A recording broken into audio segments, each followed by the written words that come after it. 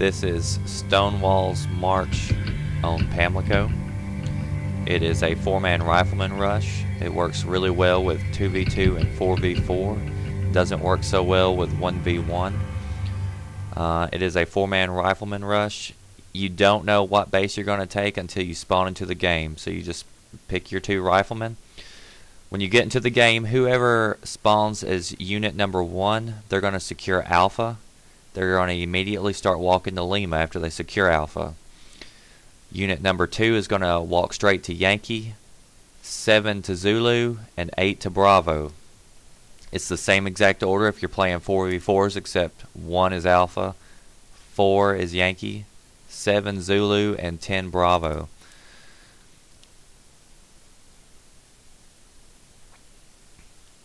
You will beat the people to Zulu and Yankee every time if you're playing the Russians, unless they got a really high transport.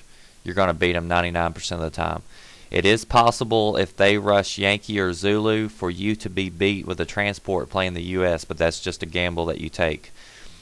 This strategy, the way it works is they see 4 bases going up at once when they only have 1 base. It's very demoralizing.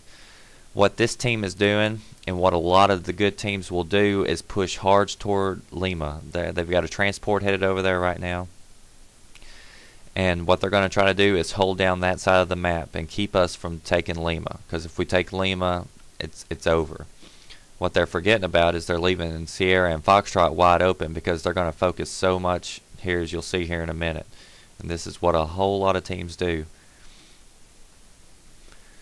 Before the match, usually you and your partner will discuss who's going to bring out what, whether you're going to focus on transports, tanks, or mix it up. Somebody will focus on artillery and so forth. This match I'm focusing on transports, and he's focusing on the armor.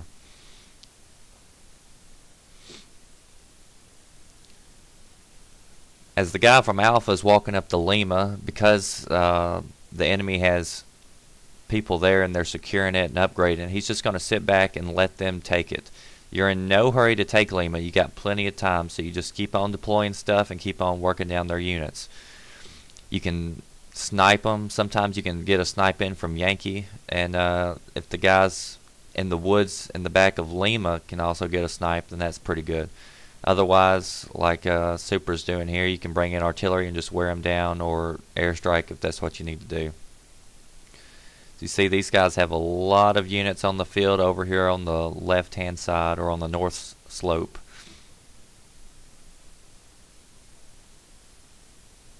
This little spot right here on the hill, I like to sit right here, keep a transport or something right there. That way I can look into their spawn. I can see everything that's walking up. Since my partner has gunships, I can easily tell him whether or not he's got tanks rolling in, artillery, or if he needs to back off because he's got transports that's about to come in and cut him down.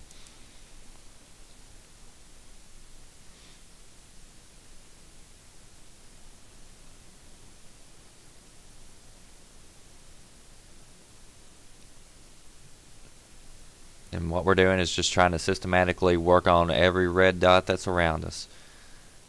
And once this unit goes down, there's nothing here to stop us, so we're going to go ahead and start killing units, because he's got gunships out here in the middle of nowhere and don't belong. Sends him a clear message to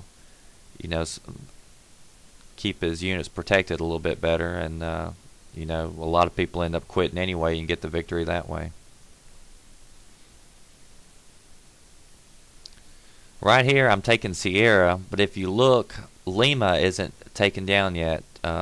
My partner's in Lima, so I'm going to stop taking Sierra, and we're going to try to take Lima and Sierra together. This way we both get 4 points. We're guaranteed that the enemy cannot use a WMD, because if I would have secured Sierra, if the enemy was smart, he could have used a WMD on Lima, which would have kept my partner from receiving his 4 points, and also kept us from taking the base.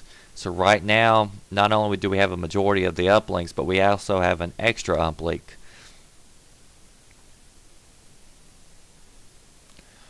The rest of this is just us pushing in and pushing them back as far as we can and as hard as we can. You never want to give the enemy time to sit back, take a deep breath, and maybe recuperate. Once you're in DEF CON, units are cheap. You can bring out a bunch of stuff, and if one of the guys was sitting back on points, he had a deep strike, you could deep strike, kind of surprise you, put a hurting on you, and then bring out a lot of units to back them up. So you always want to keep them on their toes, keep pushing. You don't have to be stupid about it, but you just don't want to ever take the foot off their neck once you got it down.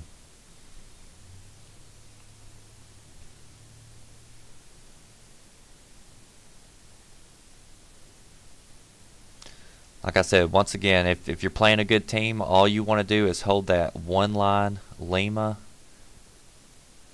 Zulu, Bravo, and Yankee.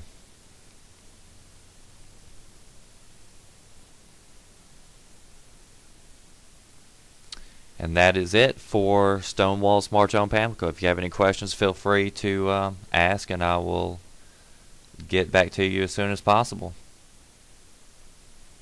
Look for more from Stonewall coming soon.